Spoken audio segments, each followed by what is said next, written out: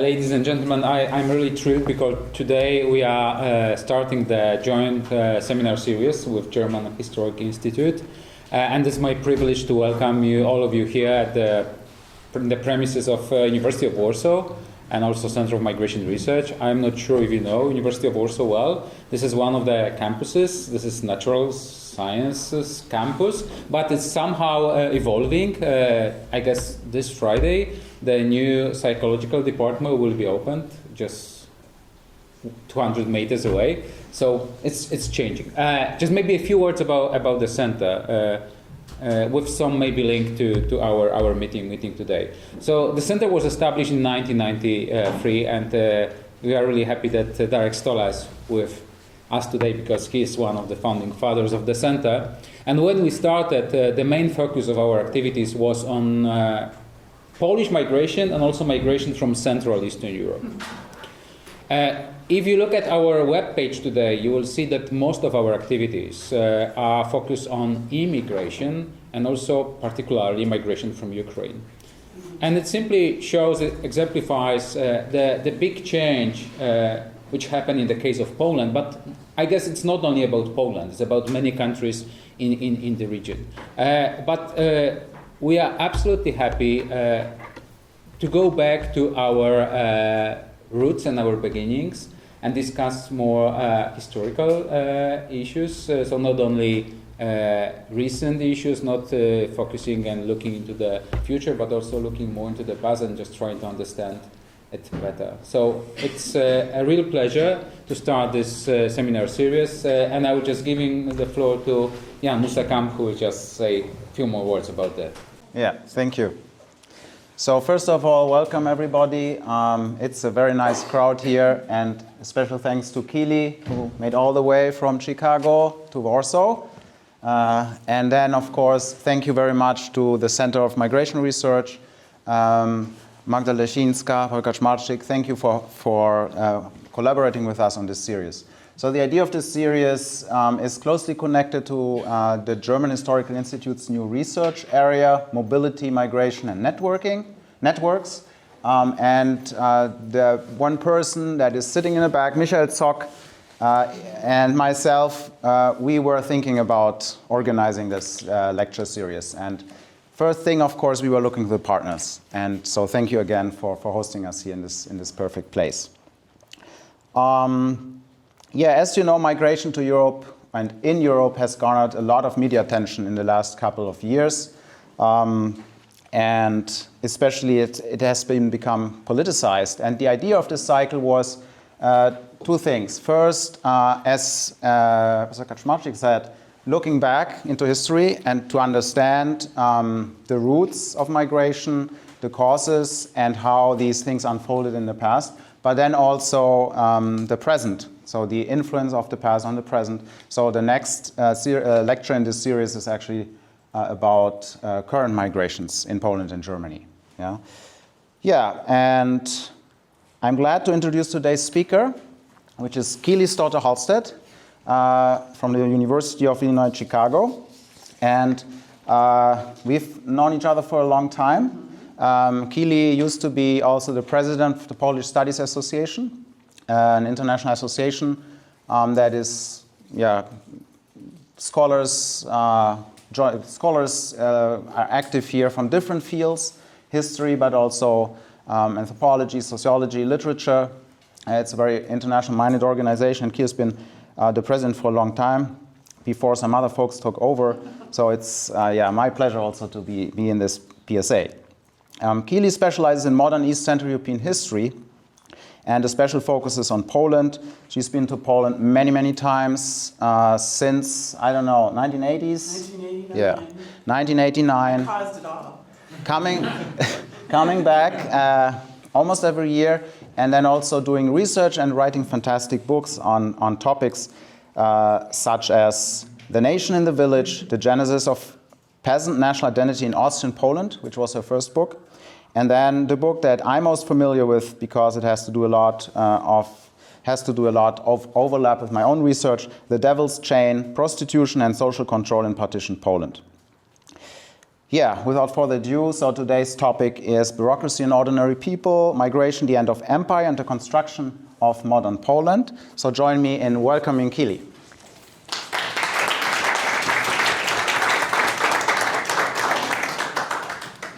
I'm going to focus today on migration and the formation of modern Poland after 1918. And what I mean by this is I want to look at the way that immigration has shaped the Polish nation and the Polish state. So we can all agree that Poles have migrated from the Polish territories to almost everywhere in the world, including these various tints of pink and red show how many Poles have been living in Australia or Latin America or Canada, for example. And our colleagues who do migration research have done lots and lots of work understanding where Poles went, how they brought their Polishness with them, how they returned, they sent letters, money, the influences from abroad. But there's a new trend now, I think especially in light of the immigration of so many Ukrainians in the past several years. And now we are looking more at in-migration into Polish territory and its impact on how Poland developed. So what I want to look at is what I think of as kind of an inaugural moment, a really important opening phase of this in the modern period. And that is the dramatic wave of immigrants, refugees, returning exiles, asylum seekers, prisoners of war, who sought to settle or to resettle in Poland after World War I. So you might legitimately ask the question, are these really immigrants? They're actually, many of them were returning because they were exiled during the war. There were millions of them, as I'll get to in a moment. But I want to suggest that they were treated, in many senses, like immigrants because they were forced to go through some sort of a triage or filtration system. They had to have documents, they had to have health exams, they waited in a long queue for months and sometimes years. So they were treated as though they were aliens or outsiders or foreigners. And so I think that that, in some sense, makes them helpful in exploring how the new Polish state dealt with immigration, dealt with newcomers on its borders. So the premise of my talk is that this new state, after 1918, sort of imprinted, looked at the bodies of these migrating people, and that the government treated refugees and migrants in a way that helped them kind of refine official processes and institutions and attitudes. So they had to figure out who got to come in and why and who would not be allowed in, and in so doing the bureaucracy sort of developed in a certain sense. So the presentation, as I think Jan mentioned, is part of a larger book project about the end of empire in East Central Europe and the continuities between imperial practices in the former empires and the formation of these new nation states. And I think that the ways that the border worked in the Polish Second Republic in some ways carried over tactics or techniques from the imperial times. So there's a continuity there. From Empire to Nation State is the larger book. And what I want to argue is that this filtering or triage or unmixing of people into citizens and foreigners did not happen with a single policy or even through a consistent implementation of particular protocols. Rather, the way that the state treated these mobile people sort of evolved over the first few years of independence. It played out, and this is where my bureaucrats come into it, at the interface between these new government officials, who are sometimes very fresh to the job, government officials, and they included border guards and district governors and even village voites, like all the way down to the local area. And police chiefs, for example, all of that was part of the apparatus, the personnel, and they were evaluating these moving people at the country's new borders. So what I'm arguing is that this is sort of a very human process, and the way that attitudes toward migration and toward foreigners and how to acculturate them, that it happened incrementally through this negotiation between the mechanisms of the state and the migrants themselves. So my argument is pretty straightforward. First, identification as a Pole, Polish national, as a nation or even as a state was not immediate and it wasn't natural. Not everybody, this has been argued before by some people in this room, not everybody thought of themselves as Polish, even those who spoke Polish in 1918. Rather, it's a long and drawn-out process. Secondly, Poland did not experience a frenzy of pro-Polish exclusionary nationalism or this aggressive anti-Semitic hatred everywhere in the early 1920s. It happened, of course, we know examples of pogroms, but it was only in limited locations, and it was not everywhere. I want to argue that there was a more of an accommodation in these years. Instead, a sense of belonging to a cultural or ethnic Polish nation, rather than the multicultural civic community that might have been the case under the empires, it was learned. This belonging to a Polishness, this belonging to a Polish nation was a process learned through years of interaction between the population and the government. In the meantime, I would say that popular attitudes and the government behavior, they reacted in surprising ways to the pressures of these new migrants.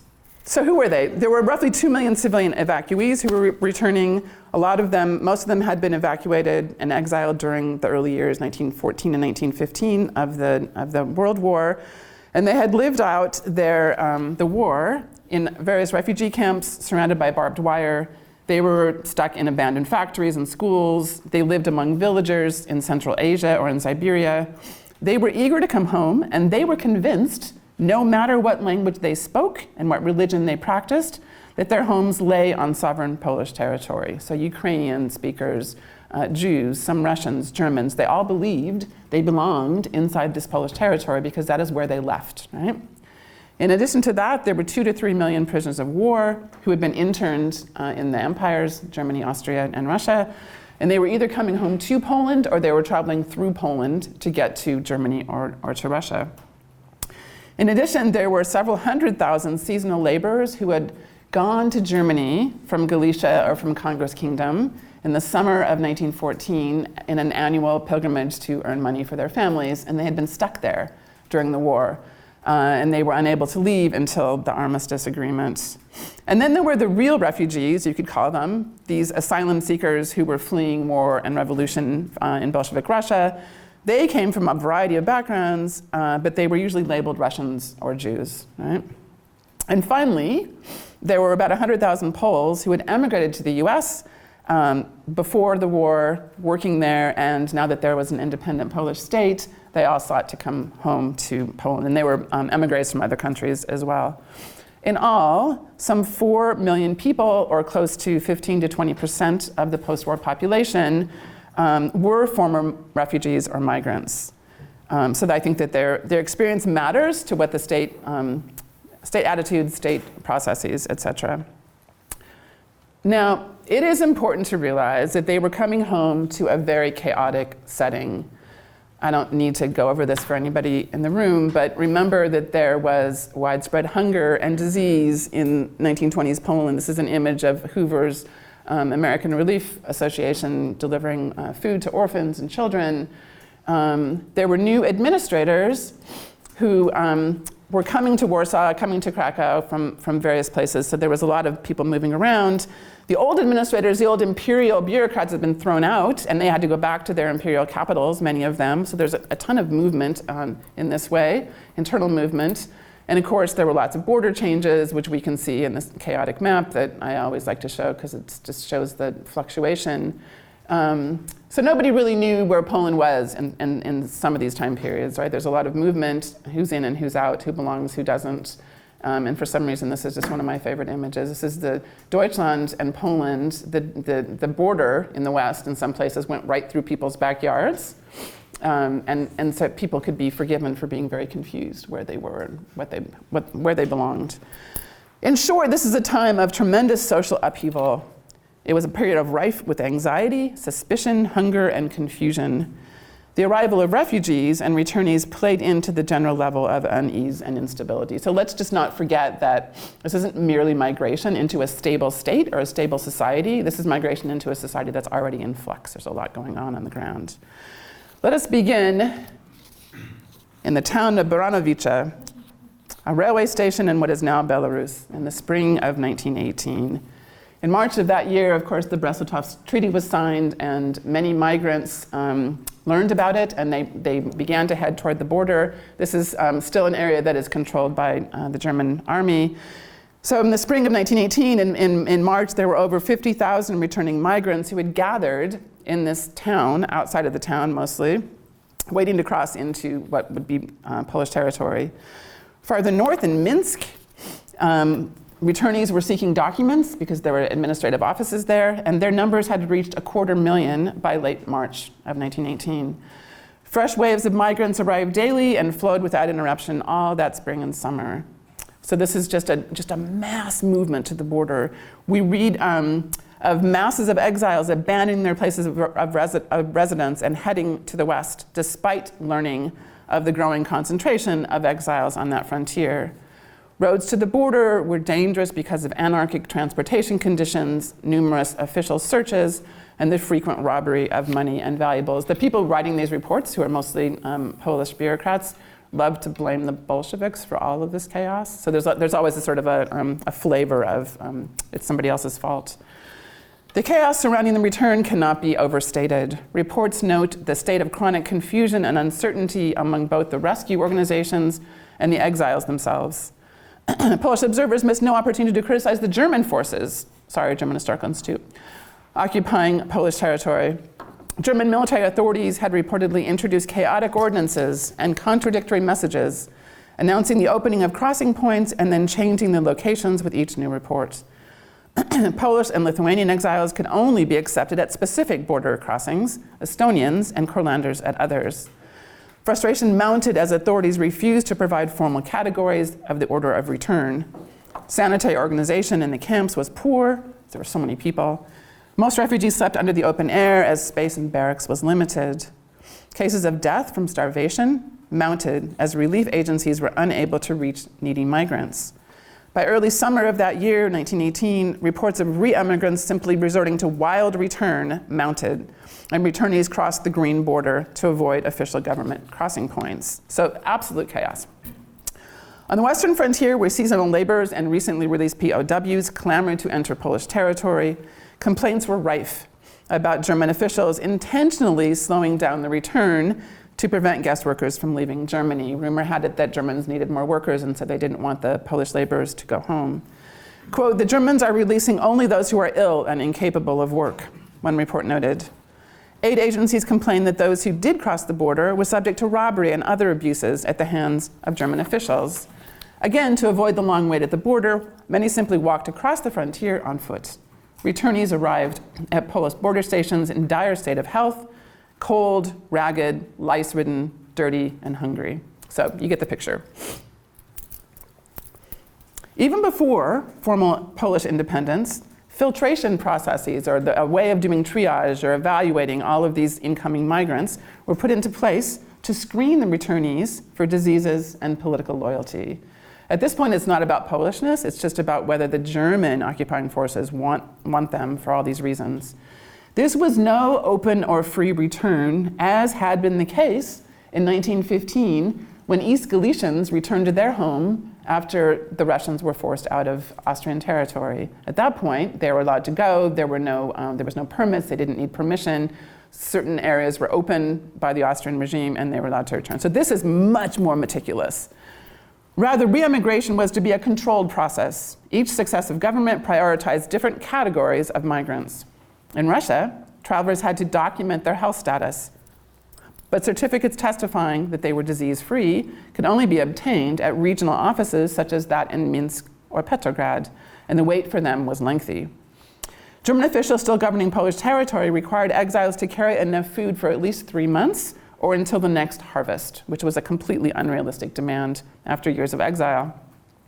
German rulers introduced inquiries about the political convictions of refugees, labeling the process, quote, political confession.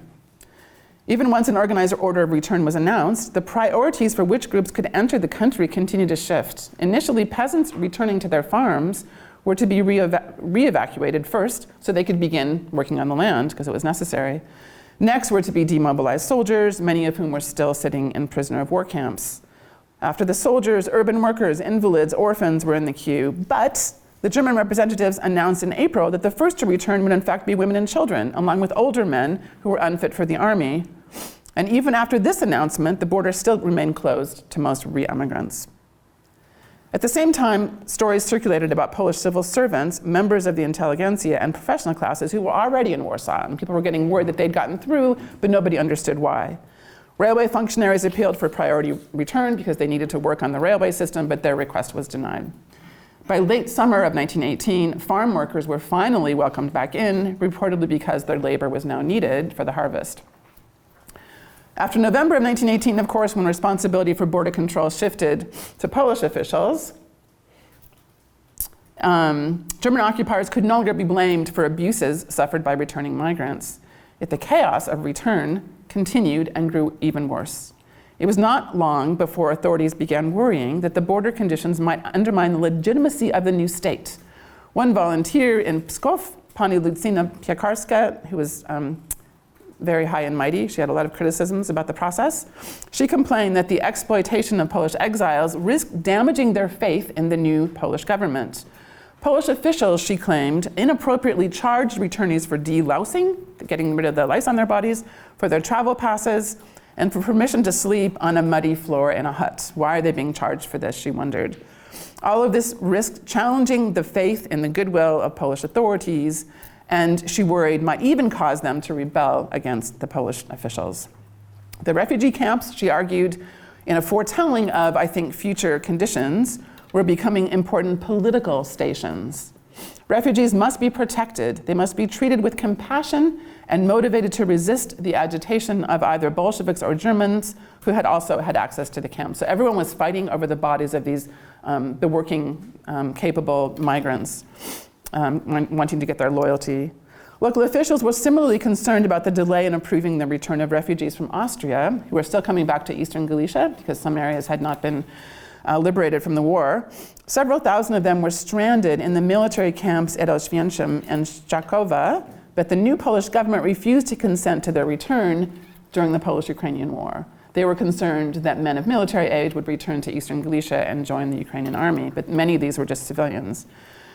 Some worried that support for the new state would be damaged if these civilians were not treated with compassion. The nascent state needed its mobile and settled populations both to develop trust and support for the new country.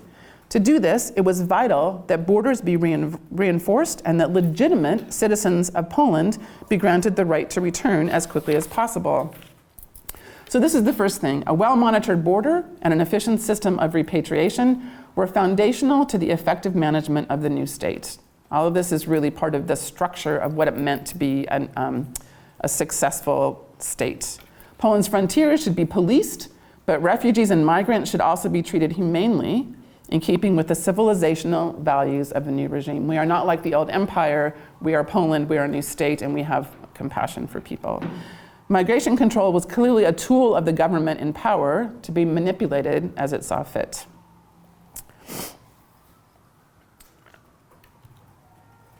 It is important to realize that residence and citizenship rights in Poland were based on a variety of documents, many of which contradicted one another. These included the Little Versailles Treaty of June 1919, the Polish Citizenship Law of January 1920, and the Treaty of Riga, March 1921. Each expressed citizenship qualifications in slightly different ways, but in essence, travelers had to prove either that they were pre-war residents of what became Polish territory, or that they belonged to the Polish nation, as demonstrated by their language, culture, religion, or a relationship to somebody who had taken part in a 19th century uprising. So if you had anybody in your family who'd been part of the January or the November uprising, and you could somehow document that, that would be enough. In theory, this was a very expansive definition based on both blood and soil, and yet border officials and local functionaries went to great lengths to disprove citizenship claims in certain cases. Now, in the early days of Polish independence, when the Curzon Line formed the country's nominal eastern frontier, border guards appeared eager to facilitate the re-entry of most applicants. According to the Interior Ministry instructions, the highest priority for return was simply that refugees were Polish. That's all they said. And in these instructions, it says that that should be a matter that is both simple and clear to determine. No specific criteria were provided for evaluating this.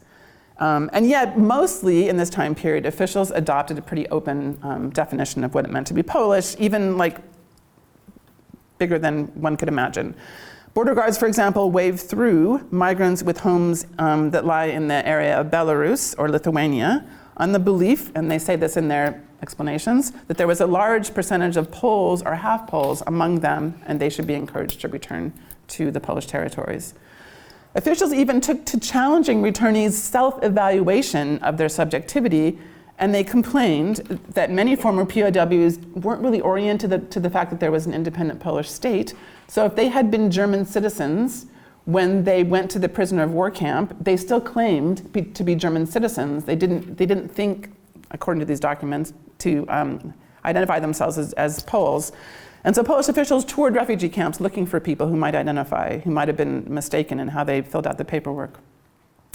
At the same time, the Polish Council of Ministers began compiling lists of returnees who would not be permitted to roam freely inside Polish territory. And a harbinger of anxieties that would haunt post-war Polish public life, the Ministry of War forbade Russian POWs who were traveling from camps in Germany, right? They had been taken prisoner by the Central Powers and put in camps there, and they wanted to travel through Poland and enter Russia, go back home. They were forbidden from returning to Russia during the Polish-Bolshevik War. Instead, these former Russian soldiers were put into internment camps inside Poland, of which there were, several. The number varied. They were put into camps, and they sat there in these internment camps for the duration of the Polish-Bolshevik War, and sometimes even longer. Many would later, after the war, choose to remain in Polish territory because they did not want to repatriate back to Bolshevik Russia. So they would get permission to stay, or they would escape and just kind of drift and become absorbed in the population. So ironically, this government decision, like not allowing Russian POWs to return home to Russia, helped to facilitate the settling of thousands of non-Poles in sovereign Polish territory, because Russians just kind of stayed inside Poland after the war. Similarly, Polish officials sought to exclude Russian and Ukrainian escapees from the Red Army, who just kind of walked across the border informally and tried to blend into Polish society there. Those who were caught without papers were also interned in these camps while they applied for asylum, after which they too typically opted to remain inside Polish territory, despite some concern that they were spies or Bolsheviks. So anxiety about Bolshevik infiltrators, spies, and terrorists would harden as Polish authorities found themselves at war with almost all of their neighbors in this time period. My point here is that as the country's new border functionaries gradually restricted movement of certain groups into Polish territory, they did so out of the perception of very real reasons of state security. Immigration restrictions were based less on cultural definition of Polishness, although that does come up in this period, than on a sort of an existential anxiety about enemies on Poland's frontier. The process of evaluating qualifications for citizenship became still more granular, more refined, after the Treaty of Riga was signed with Russia in March of 1921, and the country's border moved some 250 kilometers to the east. Now, a new crush of refugees and returnees rushed to enter the country, those who had homes in that eastern section. By the end of 1921, some 400,000 additional migrants had claimed Polish citizenship rights, and at least 650,000 remained in the queue to return. Many of these legitimate residents of Poland's eastern territories were Greek Catholic or Orthodox. They were Ukrainian speakers. Some spoke Russian at home, but they were born in these territories. The processing of these applicants grew fraught as rumors swirled accusing Russian authorities of intentionally prioritizing committed Bolsheviks for return. And the idea was that these people, maybe they came from Polish territories, but they had been in Russia for so long, maybe they had adopted Bolshevik attitudes, and they could be damaging to the society back home. Many of those traveling back to Poland in this period came from the Volga region. That's where they had been housed during the war, which was suffering severe famine. So as the return process dragged on, Polish officials wondered if returnees had legitimate commitments to Poland or were simply seeking a way out of their hunger and destitution. Did they really care? Or is it just a meal ticket?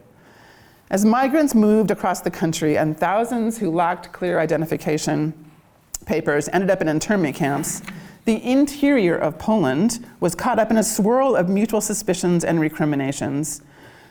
Many migration scholars remind us that human relocation is not a single moment, but rather an extended process, stretching out over years and involving multiple layers of bureaucracy, local reception, and personal adaptation. The process is even more fraught, of course, in times of war or political turmoil. In Poland's case, congestion at the border prompted thousands of migrants to enter the country independently, crossing the frontier on foot, rather than waiting in endless queues. As military conflicts and revolutions in neighboring countries intensified, authorities in Warsaw worried that without strict border control, the danger of admitting treacherous individuals who threatened state security was alarmingly high. The Interior Ministry, for example, instructed criminal courts and police stations to investigate in the interior of the country, right? But not at the border, in the interior, in the cities, in the interior, investigate anyone suspected of supporting Poland's enemies, to exercise strict surveillance over foreigners in the interior of the state. And one document even says anybody who has a foreign face, is traveling with a large trunk, they should be surveilled. They should be grounds for suspicion. The evaluation of incoming migrants now turned inward to the district capitals and even the gmina offices across the country. Let's see if I still have this slide. I was looking for a village voigt, and this is the famous Jan Słomka, who wrote a memoir. And so I have a lot of documents of village leaders actually assessing whether a particular person can take up residence in their gmina. So it's very granular. All suspicious-seeming migrants were to be vetted to ensure that they were duly registered once they arrived in their home settlement, and there was no reason to prevent them from returning home. In practice, this meant that migrants who presented as culturally Polish, spoke Polish, Roman Catholic, blah, blah, blah, were typically allowed to cross the border freely, while Jewish, Ukrainian, Russian, or German travelers received closer attention. This need to check returnees' status gave often poorly qualified new local officials and administrators enormous amounts of power, allowing them to challenge the status of former residents. So let me be clear, these people mostly had residence in the villages and towns across Poland, but in order for them to have permission to stay there permanently, the local official had to document that they were inscribed on the local population register and that there were no danger to the state. There was nothing suspicious about them. But they're returnees for the most part. As the Governor General in Lviv cautioned in August of 1920, quote, if among the evacuees there are suspicious individuals, they should be turned over to the nearest police or gendarme authorities for investigation. But there were no specifics provided about what might make somebody appear suspicious. It was all rather subjective. As the endless chain of migrants at Poland's eastern border stretched into 1922 and 1923, the filtration process grew more exacting, often relying on investigations into an applicant's private life, their political leanings, their wartime activities, to challenge their suitability for residence in Poland. Despite clear definitions of citizenship criteria enshrined in the country's various peace treaties and its constitution, refugee arbitration increasingly violated these legal codes. Again, the local officials don't always know the law super well. So why was this and how did they justify it? To answer this question, let us return to the refugee camp at Baranowice, now in early 1922. Red Cross reports estimate that roughly 1 million people were on the move now in the lands between Russia and Poland. Migrants were, quote, jammed into freight cars or sitting and lying in the fields at Baranowice, where the border repatriation camp is choked to overflowing. Worse, these returnees often lacked proper documents to prove their status. Their return was described as unauthorized and unorganized. By winter of 1922, the woods between Minsk and the Polish border were full of clandestine returnees, living in huts, holes in the ground, caves, or ruined shelters. They were unregistered and were receiving no medical attention.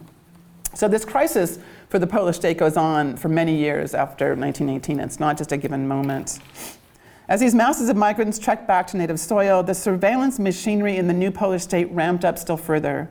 Returnees were now required to present themselves to the district administrator or police headquarters within 7 days of their arrival back home, where their names would be inscribed on the population registry if they qualified. Despite the official definition of citizenship as anyone born anywhere on current Polish territory or having lived there for 10 years prior to the war, the decision to grant citizenship was increasingly based on political criteria. District officials began painting with broad brushstrokes all those who had returned from Russia. The voivode of Krakow, for example, communicated to local governors and police directors in November 1921 that the majority of men returning from Russia represent an unreliable element and are even enemies of the Polish state. Among them are communists who have been sent especially with the goal of agitating in the Polish army and spying on us. The situation proved even more challenging when rumors of whole factories producing false Polish documents had sprung up in the district capital of Minsk. These forged passports were ostensibly given to returnees for the specific purpose of sending them into Poland to damage the new country. This is the paranoia, the anxiety. Instructions were sent to Branovice police to closely monitor transports of repatriates coming from Minsk, which was many of them. Sometimes filtration even turned on an individual's reputation or collective memory. In the Lublin district, a particularly meticulous official declared a certain Grzegorz Gałkin undesirable for settlement in October 21, despite the fact that he lived in the area for generations. He possessed a farm that was inherited by his father. The starosta claimed that the appellant's brother-in-law was a Bolshevik and that he and his wife had been married in the local Orthodox church, marking them as clearly Ukrainian. Yet the same official pronounced one Michalina Drobyszewska, who had been born in Russia and who also entered the country as a foreign refugee, that was the documents that she had, he pronounced her acceptable. Pani Drobyszewska was a Roman Catholic who had been persecuted by the Bolsheviks, she said, and she had fled to Poland to escape their persecution. So she was let in and allowed to remain. Some rejections appeared personal. In March of 1922, the Gmina of Głódzk in Lublin district rejected Israel Bebreyer's application for citizenship, even though the applicant's conduct while living in the community was deemed morally satisfactory. The starosta asked the local official to ask the police if there had ever been any problems with him. Nonetheless, the Gmina voted, and it said that due to ethical reasons, he would be excluded from citizenship. They would not allow him and his family to return and to be inscribed onto the population registry. But there was no explanation given. Could Berbreyer have a reputation as a dishonest traitor? Did someone on the Gmina council have a personal grievance against him? Or was the community simply opposed to including a Jew on its population registry? It should be noted that in many pre-war communities, Jewish families were not always inscribed onto the population registry, and they avoided it so that they wouldn't have to pay taxes on births and marriages. This omission would prove a challenge in the post-war years when these registries became the primary means of demonstrating citizenship. As suspicions about internal enemies and Bolshevik agitators escalated, Polish officials widened the scope of their inquiries, sending lists of recently repatriated residents who were already back home to regional administrators and asking them to explore the wartime activities of each of these returnees. Most queries were returned, noting that no anti-state activity was discovered. However, sometimes personal matters or perhaps anti-Ukrainian hostility came to the fore. A thorough investigation of one Kseni Keely, a young war widow registered in the Gmina Wielkie Woli, revealed that the resident had always behaved in a moral fashion. There's pages and pages of this report on her, and that she had never been convicted of a crime or investigated by the police. She was an illiterate agricultural laborer who owned a very small plot of land, 3 morgues. Her father lived nearby, and he could help her with material assistance. So there's no reason for this young woman to be allowed to come back to the place where she came from. She had reportedly lived in the village from the time of her birth until she fled in advance of German troops in 1915. Yet despite all of this information, local police recommended that the return to Poland of Kseni Keely was not desired because she, like her family, is hostile to the Polish nation, as was established by her husband's service with the Bolshevik army. Kseni's case highlights yet another dynamic of migration filtration, and that is the role that gender plays in designating citizenship. Women were often painted with a negative reputation if their spouses, the reputation of their spouses, even in cases where there was no evidence to impugn their behavior. In both of these cases, the decision by the local gmina actually renders them stateless because they can't go back to Russia, which is not where they're from, and they're not allowed to settle inside Poland, and so they don't have documents. They don't have any sort of identification document in the new state of Poland or anywhere else. Interestingly, by this time, even if returnees presented as Polish nationals, their applications could still be rejected for political reasons. As the Governor General in Lviv stressed, in cases where, if despite an applicant's Polish nationality, they nevertheless, due to their political social activities, have displayed hostile attitudes to the Polish state, their names must be reported to central authorities and they should be placed under strict surveillance, and if necessary, they should be arrested and sent to one of those internment camps. Such determinations may form a backdrop to the internment of ostensible political enemies later on in interwar Polish history, such as the one at Bereza Kartuska a decade or so later. Migration and migration control had begun to shape the state, its priorities, and was feeding a growing anxiety about internal enemies. Using similar criteria, it was not long before the Starosta of Słonim in Nowogrodzek Województwa made the blanket decision to bar all returning Poles who had been exiled to Siberia by Tsarist authorities. The idea is if the Tsar sent them there, they'd done something bad and we don't want them. So they were just farmers. They just wanted to come back and farm in Polish territory. Polish-speaking farmers who had been banished as harmful or undesirable by the Tsar. According to this official, they did not meet the legal qualifications for return to the country, so their request for resettlement would be denied. Despite these harsh determinations, though, many of them made using subjective criteria and most violating the terms of Poland's own constitution, some checks on local officials remained. Decisions could be challenged by central administrative officials who sometimes insisted on abiding by the letter of both Polish and international law. And I actually see this more with Galician-trained administrators who were part of the Austrian bureaucracy prior to the war. They seem to have much more of an affinity to follow the code of the law. In July of 1921, the Governor General in Lviv wrote a stern warning to his district governors regarding their persistent misinterpretation of the laws defining refugee status. Calling this a significant malfunction of the return process, the Governor General attacked his underlings for treating returnees as though they were foreigners. Since the vast majority of those who they were processing were already inscribed on local population registries, they should be considered permanent residents and should absolutely receive priority for return. Even if an individual was originally from Russia or Ukraine, but resided inside Polish territory prior to the Treaty of Riga, they should not be listed as foreigners. Such people, he concluded, must be handled on the basis of tolerance. So what does the close look at the immigration machinery of the new Polish state tell us about citizenship and belonging and the evolution of notions of Polishness in the period? I would argue that these examples suggest that national identification is not a static thing, but is constructed via a dynamic process that includes negotiation between state and local actors. It's sort of worked out in the interaction between authorities and the moving people. A sense for who was in and who was out did not come at the moment of Poland's rebirth. It had to be learned through years of interactions with border regimes, on the new country's frontier, in Warsaw ministries, and in the hundreds of district offices across the country, making granular decisions about residency status.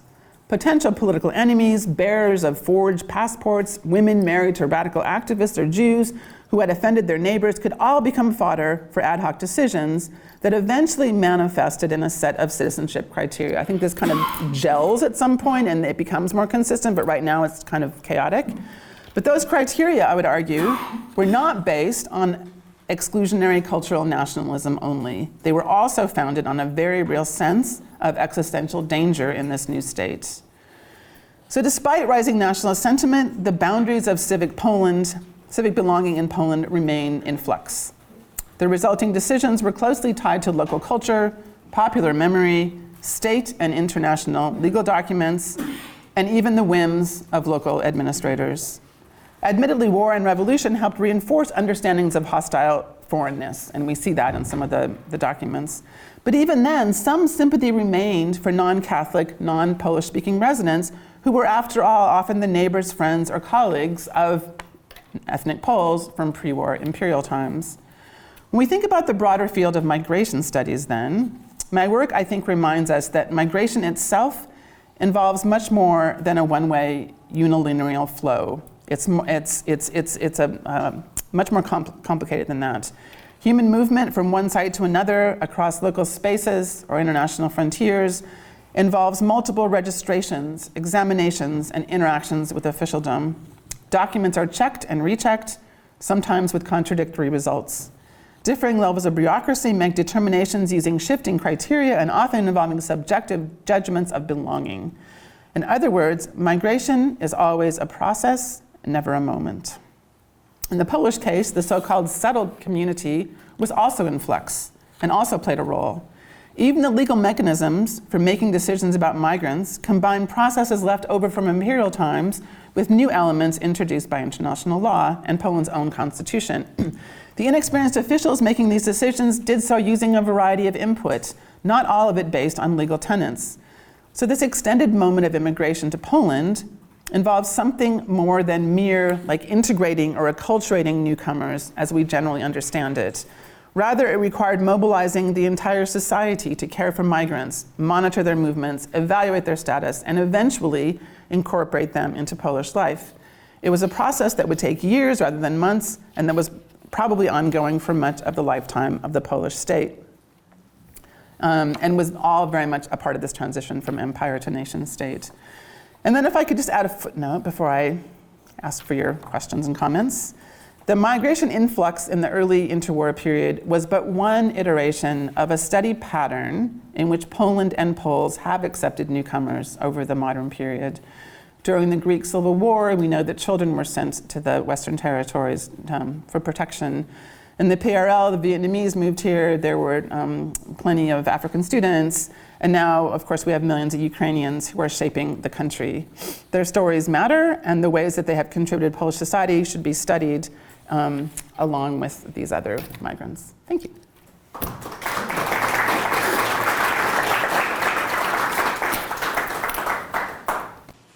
Oh, thank you, Keely, for this very rich presentation.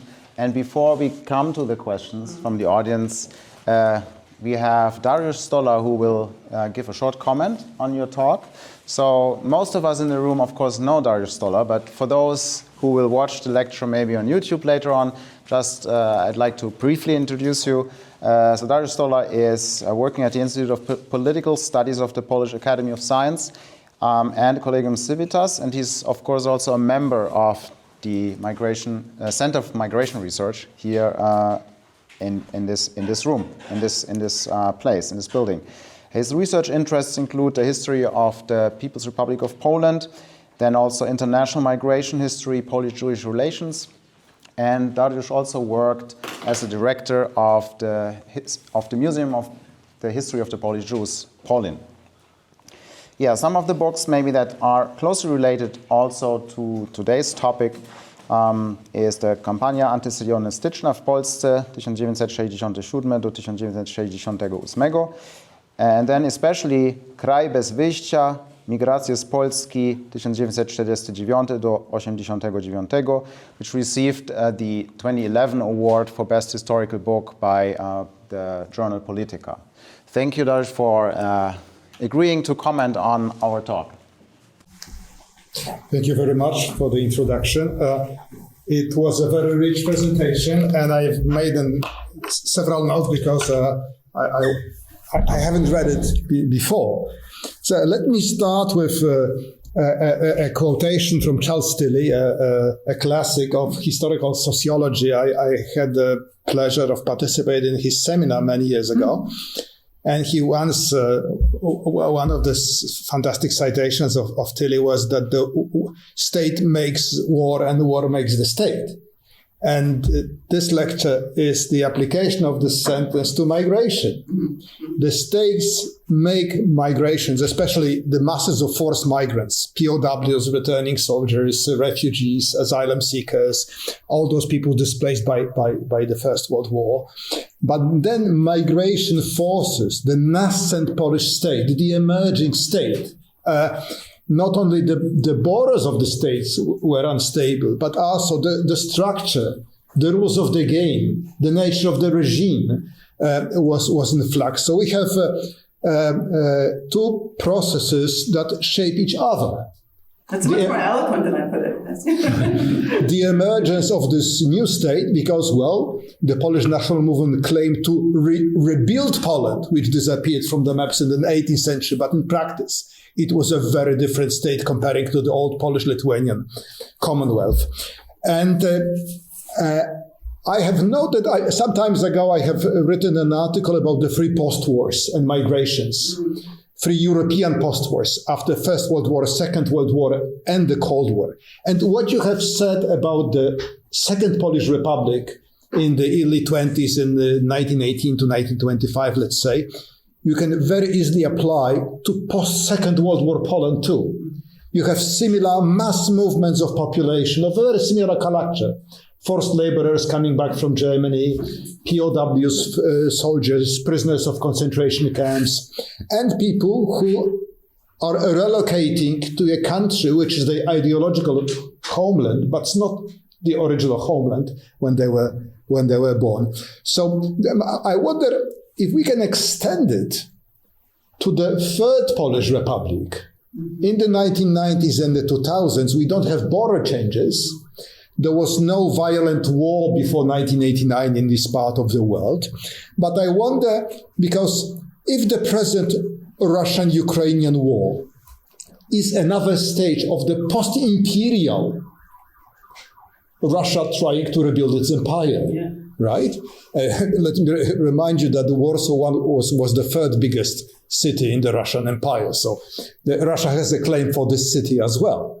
If the Russian-Ukrainian war is another chapter in the story of the post-imperial settlement, which certainly has not ended, and by the way, if we see the Eastern and Southern Europe together with the Near East as the shutter zone of empires, and this is the title of a book about this topic, we see this instability in the Near East, across the Balkans in the 1990s, in the Caucasus, and now at the Ukrainian-Russian border too. So we have the long story of the post-imperial transition, which you list here, the transition from empire to a nation state, applied to this specific Polish case. And let me ask immediately, because you mentioned that there were modern Polish administration dealing with it. There was the German administration up to 1919, and there were short-lived but present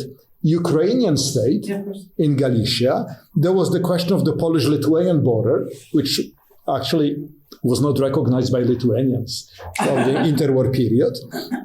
There were smaller but still violent conflicts at the Polish-Czechoslovak border. So my question would be, how does the Polish policies towards these returnees or newcomers compare to other actors?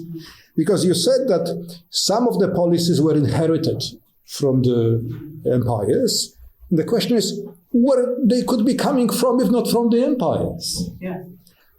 Maybe Polish bureaucrats were looking for some good practices elsewhere, and the question would be, where could they look? I don't know.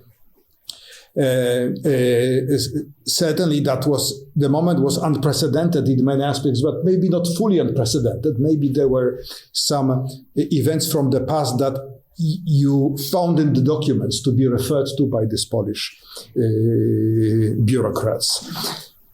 And did they see it as, to what extent this 4-point history, which you present in conclusion, was the understanding of these bureaucrats? Did they see it as a post-imperial emergence of nation states? Did they see it as a long migration process? Or they didn't have this picture? Maybe they saw it as a chaos. And what you are trying to present as a set of patterns was actually for them was sheer chaos, which they tried to manage somehow. You mentioned about the various criteria that were applied in these filtration systems.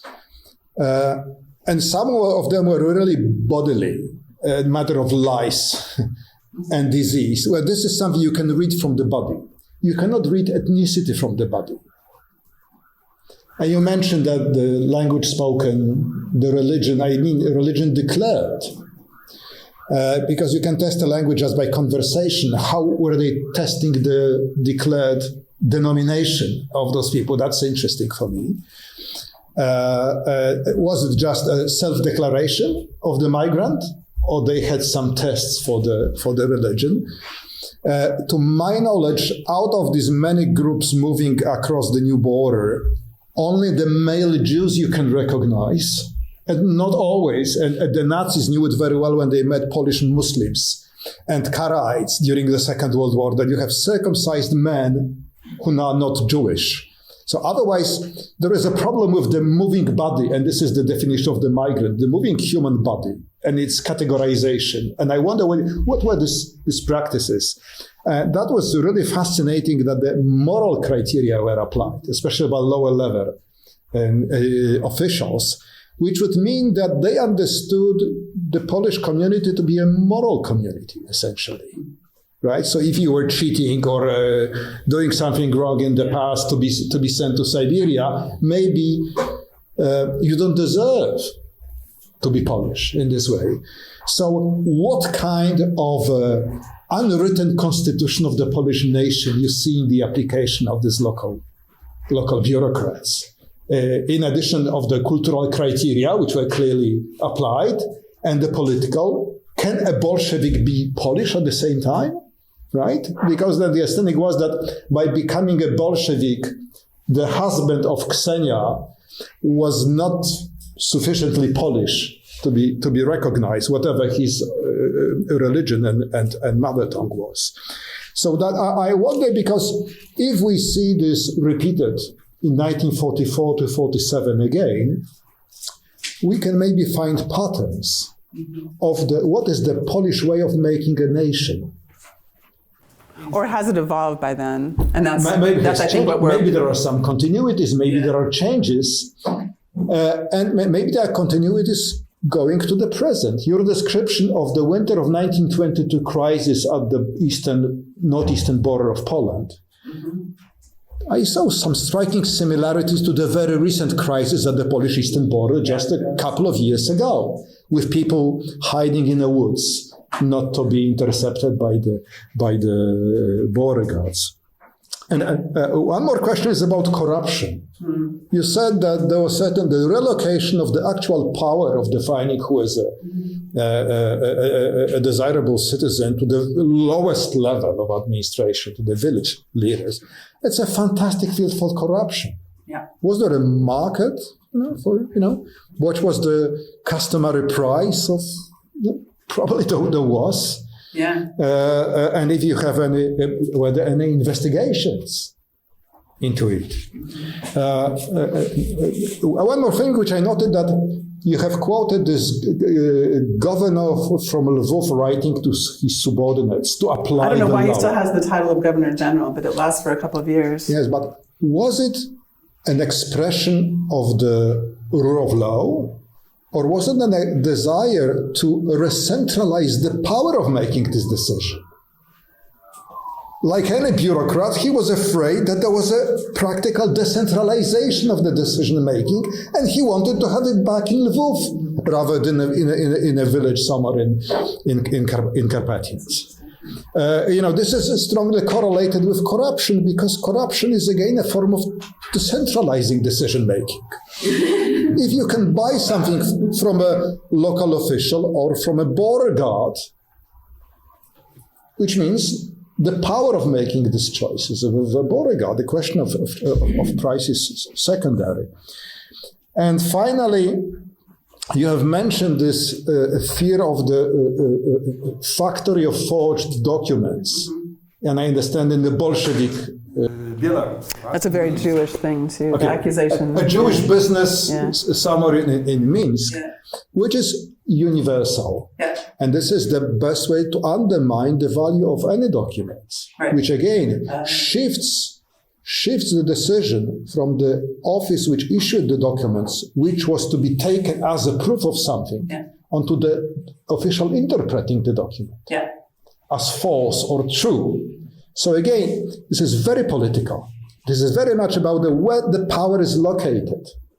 Because the Versailles Treaty with Germany, the treaty with Austria, and the Polish-Russian Treaty of Riga, all of them made certain acts of political will of who is to be the citizen of the new country. But then, instead of Mr. Dmowski signing the documents in Versailles, or Mr. Grabski signing the documents in Riga, this is some Mr. Kowalski in a village so the power or at the border. So, that's quite interesting, because maybe it's about the nature of the state. Maybe it's about the desire to have a centralized state like France, which was the model for the Second Republic, after all. And finally, there is more than the process of reconfiguration of the empires into nation states, because you have a post-war, the massive post-war migrations of POWs and ex-soldiers and so on, and you have a war situation. You have people fleeing from an ongoing war, or officials trying to prevent the return of Ukrainian soldiers who may join the Ukrainian army in the Polish-Ukrainian conflict, right? So you have parallelly migration movements which are typical for these three different situations. You may have a post-war without reconfiguration of the borders. You may have a war without the post-imperial situation, but then you have this three. And the question would be, why did you choose the post-imperial process as the most important? Because that was my understanding. As opposed to war or post-war migration. Because we have streams of migrants who may be post-war migrants, war migrants, or post-imperial migrants, but you believe that the process of post-imperial reconfiguration of political regime is the most important. If you could say, probably you're right, but I would like to learn I think they're all wrapped in. Oh, okay, so you can answer. So that was my commentary. Larger projects. That's... Thank you, that was amazing. Enough questions for another lecture, yeah, exactly. But let us start with this one. Or I could take questions from the audience. I mean, let me just address a couple of your interventions. One is I really, really like the idea of the Governor General trying to take back power and the administrators in Warsaw doing similar things by creating these decrees that talk to border officials or talk to administrators at lower levels. That's all part of state formation, and it's part of them centralizing and making the state a place instead of a sort of decentralized atmosphere. And I think that, so I agree with that, and I kind of want to pursue that a little bit in going back over my documents. But you ask how this varies, the border crossing and border evaluation process varies between Poland and other post-imperial states. And I haven't looked at all of their processes. I think that they are similarly going through chaos and flux, and that they similarly will eventually evolve to a more concrete set of criteria. But what is interesting in the Polish case is that depending on what portion of the former empires the administrators came from, it appears that they had different criteria that they used. There was more corruption in the former Congress kingdom. In Galicia, there was much more anxiety about rule of law, and the reports would state, which law, on the basis of which law was the citizenship claim made. And it was in Galicia for the most part, and this is also coming from the internment camps that I looked at, and denunciations and police interrogation, where locals in former Habsburg officials would interrogate somebody who was under suspicion for being a Ukrainian spy or a Czech provocateur or a Bolshevik. And they would actually interview the person's neighbors and friends and business associates, and oftentimes say, he's fine, because that was the way the law was written. Elsewhere, the judgments were more snap, and there may have been more corruption. So I think that in Poland, the most interesting part is the way that the three sections differ. And of course, I've learned recently that most of the most of the apparatchiks, most of the bureaucrats from the Prussian section actually were completely evacuated and sent home. So there were Galicianers who were sent up there. So it's not just like where you are, it's who the officials are and how they were trained. The corruption doesn't get commented on in all the files, but I think that the one aid worker that I cited, and there are several like her, who claim that Polish officials are charging for all these processes at the border, the lice treatment and et cetera, the paperwork. I think that's her claim, that Poles are trying to make money, make benefit from the migrants. And that must have been rife. And therefore, those well-off people got over the border long before the peasants did, right? So they could buy access. It's not going to come out in the documents as much as it probably happened. But yeah, clearly there was corruption. Clearly there was state making here. As far as what Polishness was, it's kind of between the lines, and I don't know if I can really answer it concretely. It seems that they were almost assessing the kind of embroidery on the shawls of the women crossing into the, because of course the women, it was a lot of women and children because the men had been taken away already in POW camps, or they were in the army. So it was civilian women and older men and children. But of course they were all speaking some dialect version of Polish. There was no way that they could really even assess, was this proper Polish? So it's self-declaration. It's, I think, the manner of clothing. They would actually have them say a prayer. I mean, there's some stuff that they can, if they had doubt, but they claimed, this is what's so strange, they claimed they could subjectively just know this. And I don't know what that is dependent on. It's obviously a very elastic definition. There's something else about, do they self-declare? Early on in this process, people who self-identify as Ukrainians, and certainly Jews, do self-declare. They don't seem to have a problem with it. They're going home. They don't think they have to perform Polishness. So it's not really a matter of trying to look beneath the pretense or the performance and find out who they really are. They're fairly straightforward, and a lot of times Ukrainian speakers, Orthodox Greek Catholics, are allowed to go back home if they're not threatened in that earlier time period. But with the Polish-Ukrainian War and with the Bolshevik War, then the criteria become much more complicated and much more political. And so then, in the examples that I gave, I feel like there's an excuse. Ksenia was found to be suspicious because she was married to a Bolshevik. She's also Ukrainian, and maybe it's getting to maybe there was something there that was causing local tensions. And certainly, I don't want to bog down this narrative with anti-Semitic stuff, but there's plenty of examples of Jews applying to return, and the document comes back from the Stauter-Halsted saying, we don't want any more Jews. Yes, they lived here before the war. And usually they find some fine legal mechanism that said that they weren't here long enough, or they weren't properly registered or something. But there's definitely an anti-Jewish component to all of this. It just is, it's not news to anybody here to talk about that. I think I'll stop there and digest some of this, and you may get a long email with more. But the Charles Tilly stuff is great. State makes migrants, and the migrants make the state. Perfect. Thank you. Okay, so we are now opening it up to the public. And yes, in the second row. Thank you very much for your presentation. I would like to ask you to elaborate a bit more about the religious dimension that you talked about. Particularly, I'm interested in two aspects. First one, have you come across any cases when the Orthodox religion itself was declared sufficient reason for not accepting a person? And second question, were there any cases of Mariavites coming back? If yes, how they were treated? Because from my point of view, it may be quite random, because they might be declared obviously Polish or obviously Russian agents. Interesting. Sorry, I did not come across any of those, so that answers that question.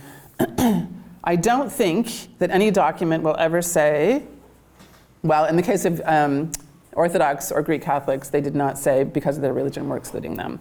Rather, it would be typically in those aspects, it's not even somebody who wasn't living there, because those were peasant farmers, and they had a place and they had a farm to return to. There was no pre-war migration to call them into question. That, I think, was more a case of if there was anxiety about Russian, people identifying as Russian or Ukrainian, coming back to the home settlement, they would find political, moral, ethical reasons to exclude them. But the documents almost always say, this person was politically suspicious, blah, blah, blah, blah, and then it would say, and they were married in an Orthodox church. So that was kind of the code, which most of the names we can also identify that way. But it's as though they're telling the document reader, I'm giving you this pretense, which is political suspicion, but this is also the reason, and thus you will understand why we don't want this person because we're at war with them or we have too many Ukrainians in this region. The other exception, though, is I definitely have documents where Jews are excluded for being Jews. And the response from the Stauter-Halsted will just simply say, we have too many Jews here. So it's not, and that, as I said, they will find a letter of the law reason to say this person lived here for 10 years before the war, but they actually moved around and they weren't officially inscribed onto the registry. But many of the administrators have really no problem saying that is the reason. Yeah, thanks for the question. There's a question by Andrew Tompkins. Hello. Thanks very much for a very stimulating talk with an awful lot of different elements in it. I wanted to ask a little bit more specifically about, you frame things in terms of transition from empire, and I wanted to pick a bit more at the question of transmission from empire to the new state, because it strikes me as something that could be quite problematic. The practices of administrators, you cited the example of people who had prior training in Galicia and things like that. Is this kind of the main mechanism by which practices are being taken over? Is there not any kind of rejection, saying, no, we don't want to do things the way things were before, we want to do them in a new and Polish way, or maybe we want to do them in a way that's modeled on France, or something like that. And I also wanted to know how this carries over to documents. You discussed population registries. Were these just handed over? Were they left in empty offices? Were there no archives that were destroyed? And was there nothing considered suspect or difficult or problematic about these documents when a new state comes in and chooses to cover them? In all three empires, the civil code from the 19th century continued into the interwar Second Republic. And I don't remember the date, but it's well into the interwar years when that, I think it might be the 1931 civil code, where they're finally replaced. But I know in the Austrian case, for example, there's an 1859, there's a civil code from the mid-19th century that continues straight through. And that is used in the former Austrian territory, but there are different codes in all three sections. So, for example, I have a chapter on mixed marriages and what happens to citizenship in the aftermath of state, the new state and the decline of the empires. And marriage practices, if the law for who can marry whom and what the paperwork looks like varies from the Prussian section to Russia to Austria. And so they were like foreign marriages almost when people came together like that because the civil codes were so distinct. So no, there was no effort to reject them dramatically, not until the 19th, it took a good decade to rewrite those codes of law. The registries were local and they were somehow, I think, deemed less suspicious because they were kept by a local village person.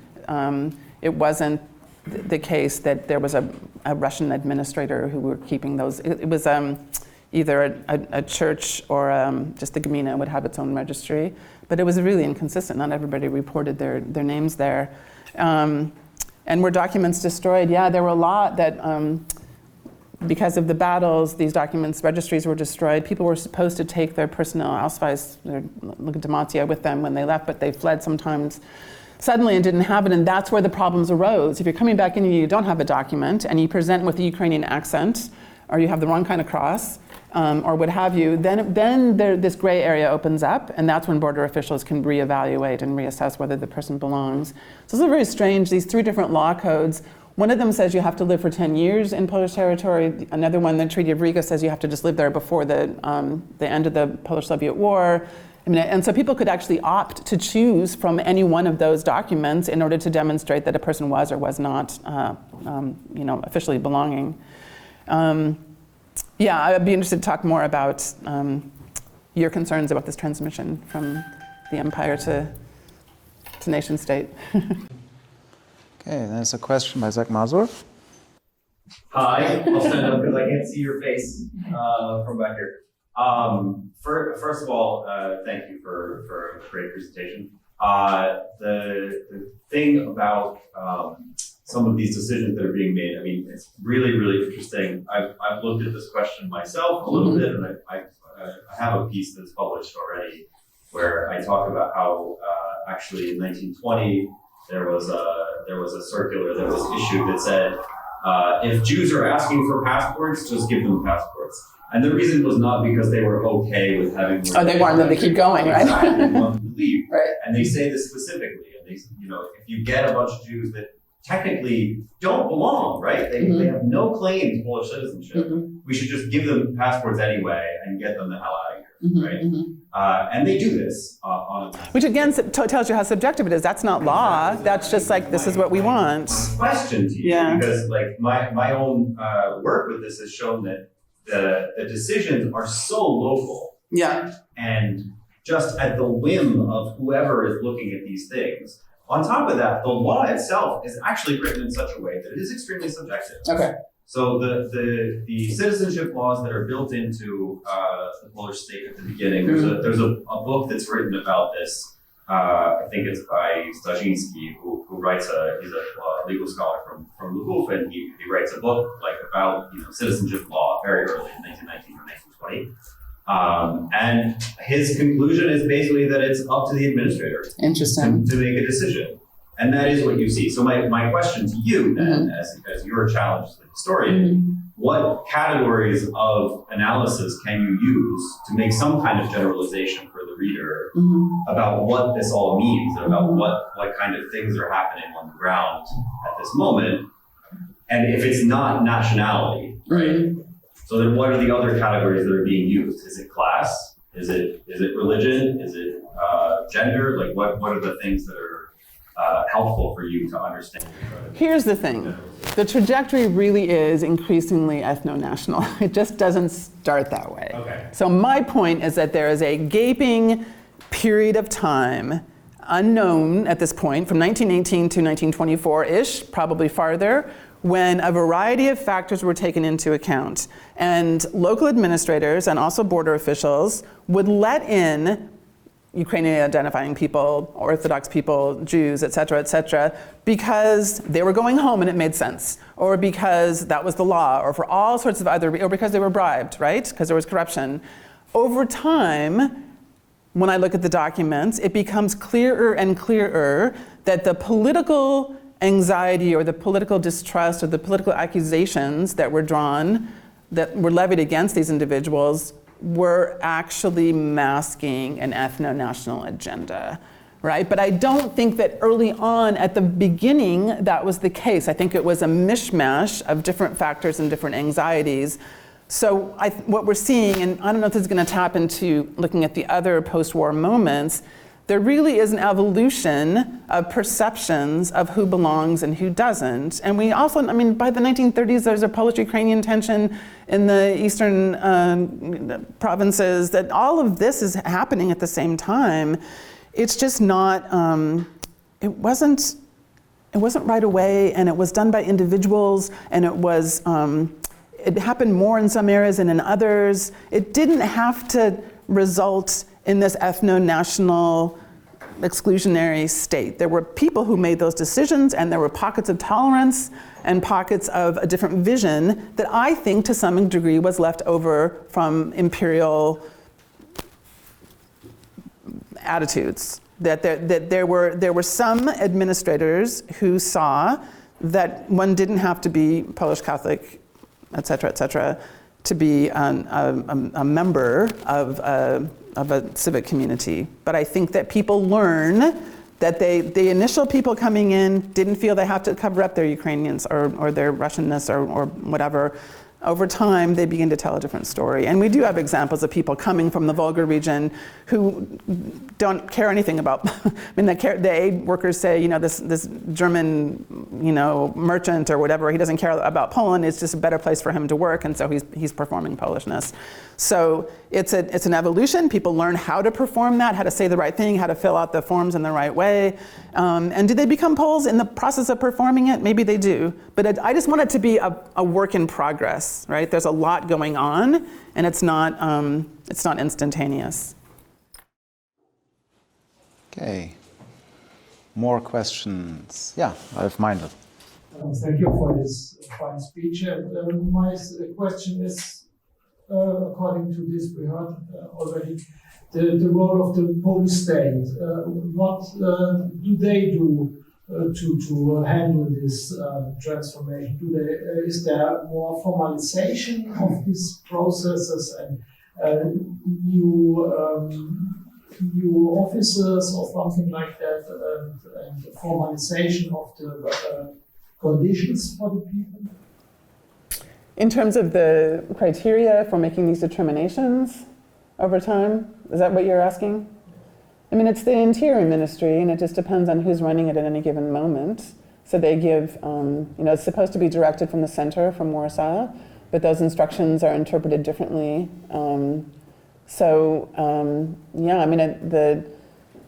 The instructions and the categories evolve over time. In the time period that I'm looking at, I don't know how it settles. I think it doesn't settle for a while.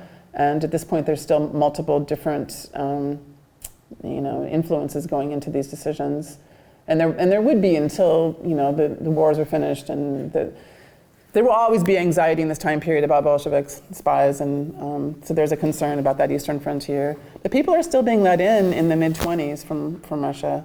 So I don't think I have a clear sense of where it ends up. I just have a sort of a sense of the direction. This is a problem with being true to your sources. It doesn't. Yeah, Sasha Wojcicka. I want to ask, how would you say, how long is this process going on? How long is sort of interwar Poland a migrant state or a state of transition? Mm-hmm. What happens to those people? How long are those refugee camps? So the camps. How are the people released from? Yeah, those are good questions. The camps exist until about early 1924, and in the meantime, the bulk of their the internees are released. Some of them are sent back to Bolshevik Russia after the end of the Polish-Bolshevik War.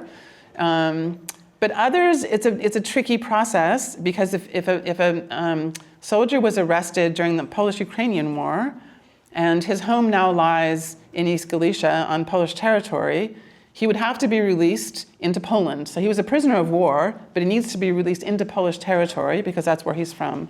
So there's a lot of correspondence between prison officials, camp officials, and the starosta in East Galicia saying, can this person be sent home? And sometimes they say, no, they are not trustworthy. They're Ukrainian radicals and they shouldn't be sent home. For the most part, however, after there is an exchange of prisoners with Bolshevik Russia in 1921, the camps sort of slowly, they get consolidated into just a handful of camps that combine everybody. And then those people are requesting asylum. So there's this long process. They're like people fleeing from Russia, for example, and there's a long process by which the asylum paperwork is processed. And then eventually either the internees escape while they're on work release, because there's really, by 1921, 1922, there's not much desire to keep the camps open. They're expensive for the state. The state doesn't want to feed them. People are sick there. It's not a perfect situation, and so they allow them to be sent on work release to work on farms, and they just stay, and no one cares. And then the camps closed. There were only a few thousand in them by about 1923. The camps closed, and most of the people there just were absorbed into surrounding communities. They married local women and built Orthodox churches, and they became part of Poland. Yeah. Who was first? Okay, go ahead. I guess my question is a follow-up question to your comment about the background of the border guards. like they were educated in the free empires. What were there any notes in the sources? What kind of, how did they perceive themselves, or did they see themselves as fully Polish, or what was their kind of self-perception? It's really hard to get access to that kind of subjective information. What I will say is that administrators who worked for the state, bureaucrats, for example, working in post offices or on the trains, and also the border guards, could not be non-Polish speakers. They could not be a Russian or Ukrainian speaker first.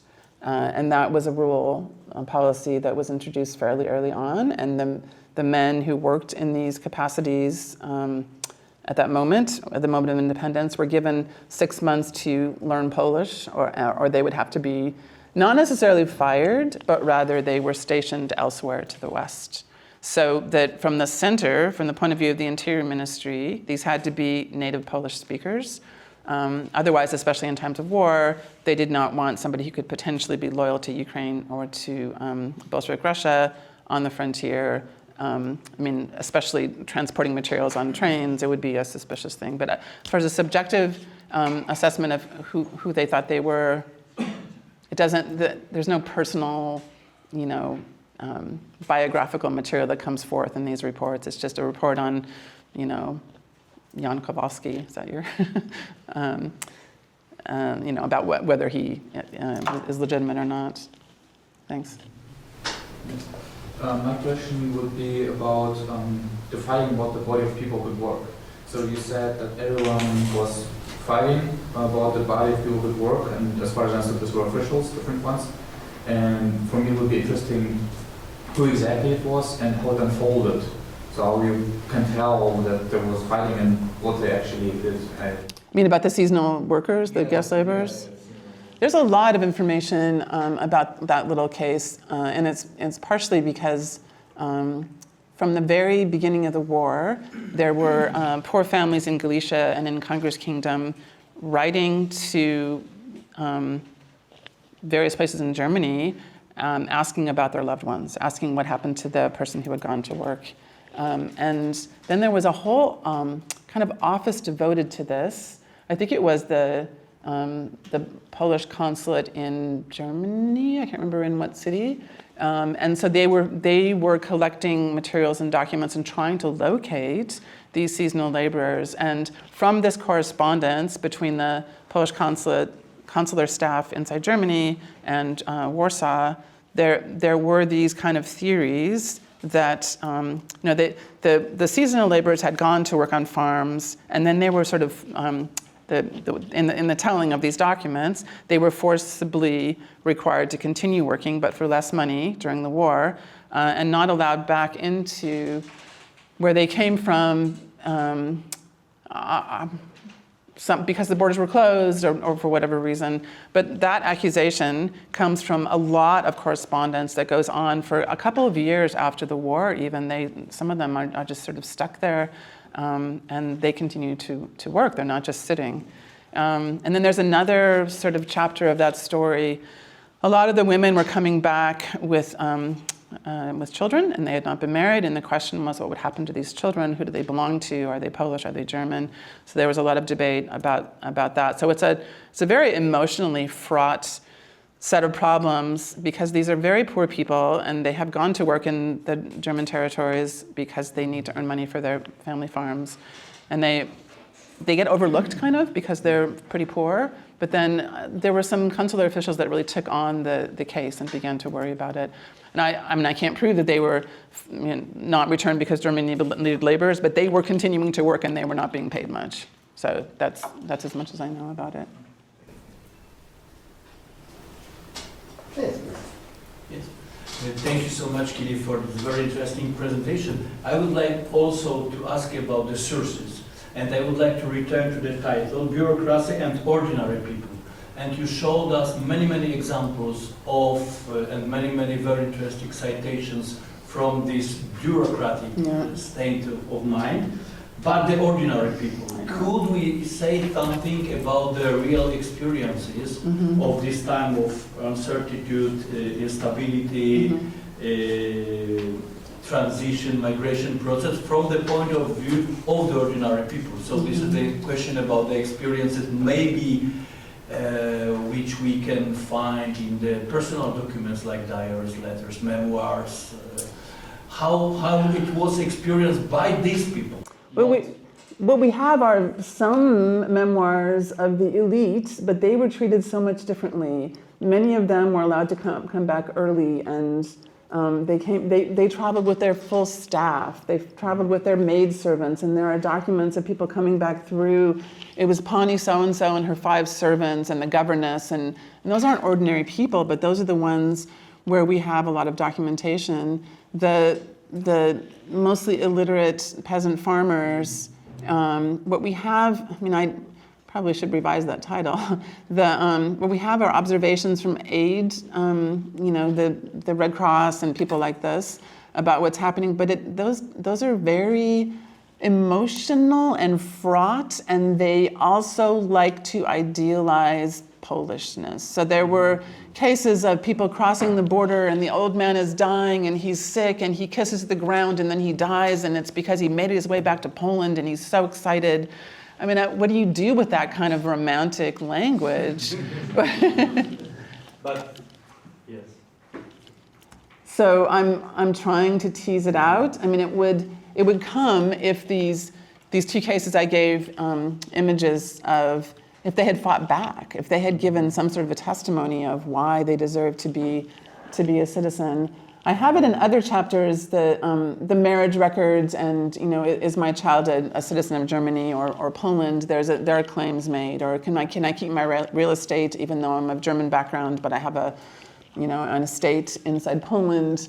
Those documents have more testimony to them, but these are, I'm looking at ordinary people from the outside, and it's very, for someone who worked on peasants as her first book, it's really hard. I want there to be more.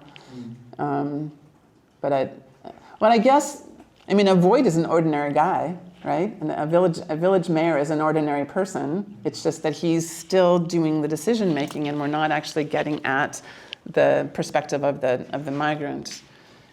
So I keep looking. I have some, but it's not really enough to generalize. They mostly, this is the weird thing about migrants though, they mostly wanted to get back home.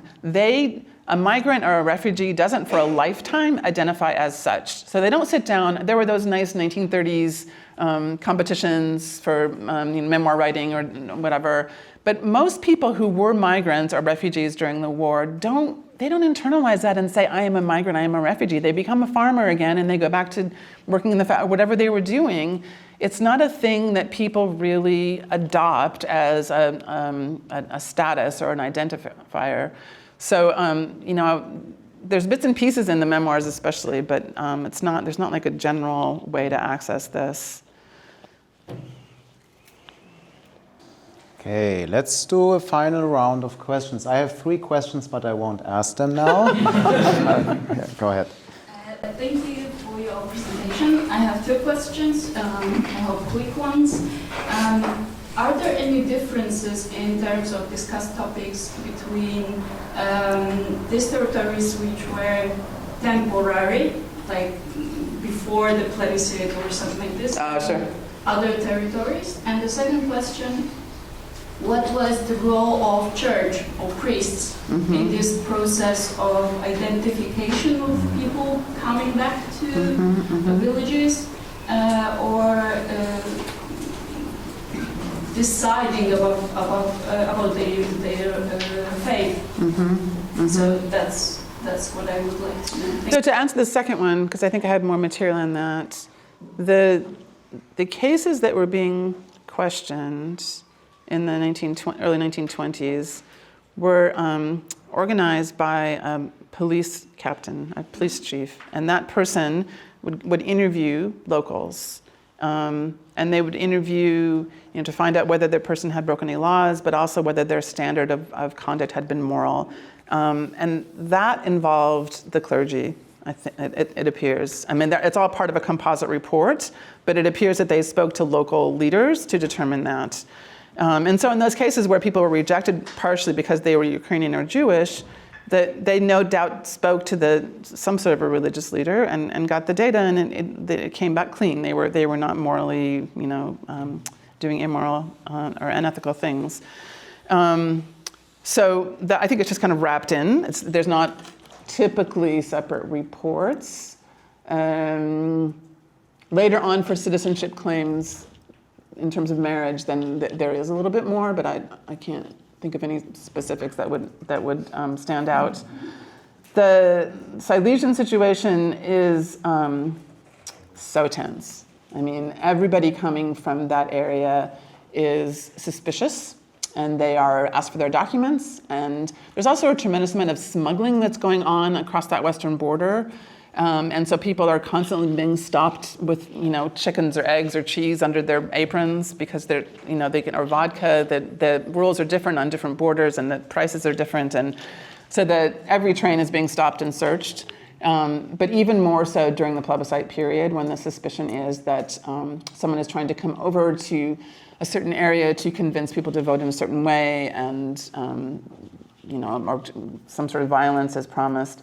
After the plebiscite, it's still very, very tense because there's an exchange of people who have to decide where they want to be on either side of that border. And there's an extended several-month period when they have to make that decision. But that decision is very difficult because people often owned businesses that crossed the boundary. And so where were they going to go? I think it's a situation where the distinction between, let's say, Germanness and Polishness crystallizes over time. But at first, it's just this mushy mutual suspicions. It's not clear who is what. It's just that there's just a sense of anxiety and fraughtness, and everybody is trying to corrupt the system. And so it's just. But I think that settles down. I would say maybe a year or so after the plebiscite. Finally, it begins to. There's less material that comes from that area. It seems like there's less people being interrogated or arrested for wandering over that border. People wander up from Czechoslovakia and they get arrested for being on the wrong side of the border in the mountains. I mean, this border patrol goes on. It's not just about people intentionally migrating. It's anybody who looks suspicious and who is carrying, documents that make them look like they're disloyal. So it's a really fraught time period politically. Mm-hmm. So I think we have the last question by Michael Zock. Thank you, Keely, for your lecture. It will be part comment, part question, and I think I will start with the question. Could you give us some more insight about the bureaucrats and their background, especially where they're originated from? And the comment starts here. A friend of mine has written his PhD on Zakarpatska Rus in the same period of time. That means after the First World War, when it was a new province of the Czechoslovak Republic. And his findings were that the people, the officials, were sent there from Prague, and had a cultural shock. Because say that again, and they had what? Cultural shock. Uh-huh. Because they were trained in Prague, lawyers, economists, and so on and so on. And then they went there with their, let's say, Prague or Czech social relation, where there were tensions between Germans and the Czech, and then they got the whole package. His most famous, I think, what he always told me, example was Jews seeing themselves as Hungarians, writing in German because that was a common language, but also atheists. Yeah. So, and I would ask myself, is this the same with this Polish bureaucrats? Was Polish bureaucrat in this context? If a person comes from Warsaw or from Prague to the border or to the eastern provinces and now sees this Babylon. Trying to think if there's any good examples to compete. Let me tell you who the bureaucrats are. So During the war, we know that the Regency Council took over Warsaw and environs, and they were able to eliminate Russian administrators and replace them with Poles in the last year or so of the war. Those Poles were almost by definition not skilled in, local law, although there were some lawyers that were appointed. Rather, they were whoever the great man in the region was. So it was the landlord, the landowner, the large estate holder, would be put in charge of the starosta office, which is an office that has a fair amount of power. And that person would be in charge of making decisions about documents and personal permissions, etc. So that's kind of a mixed case where it's a well-educated person. I mean, literacy doesn't go too far down in some of these areas. Some lawyers, some landholders. In the southern part of the New Poland, it was continuing people who had been educated under the Austrians, but they were spread out now. They weren't just in some regions. They cover all of Galicia. If there were Ukrainian speakers at the starosta level, there are some actually, and there are some Jews in some of those areas. So they continue, but then some Galicianers were sent to what used to be Prussia and took over from a complete vacuum of offices there. But yet the law codes that they were using in the former German section were very detailed, very precise, and they had to kind of learn this new set of ways of doing things. So it is, every single region is a little bit different in terms of the expertise and what they had to do and where they came from and how they were trained and how they viewed their jobs. Did they see a Babylon in the eastern frontiers? Probably. They seem to be trying in the documents to make sense of it and to apply some sort of civilizational standard of how we do things. And those typically were, reams of instructions coming from the Ministry of the Interior. So just responding to whatever they're all receiving. I don't understand why the Governor General in Lviv is in charge of Galicia still. It should be the Interior Minister. So there are multiple overlapping patchwork quilts of authority here. And I suppose they knew, but who was in charge? In the end, Warsaw's in charge, but the Governor General also has some power still. Okay, I know that I'm in charge, no? Yes, you are. So thank you very much for coming. I just wanted to announce the next lecture, which is on October 21, which is also Tuesday. It will take place at the German Historical Institute. For those who don't know, it's on Alei Ujazdowskiej 39. And we had a lot of English today, so the next talk will be in Polish. And it's about polityka migracyjna i integracyjna Niemiec w świetle przemian społecznych. Our guest will be Magdalena Nowicka from the Center of Integration and Migration in Berlin. And we'll also have discussants Agnieszka Kosowicz from the Forum Migracyjne and Hanna Machińska. And with this, I'd like to thank you, Keely, for coming here and for your fantastic talk, and also Dariusz Stola for giving a comment, and of course, to all those who asked questions, and the Ośrodek Badań nad Migracjami for letting us stay here. Thank you so much.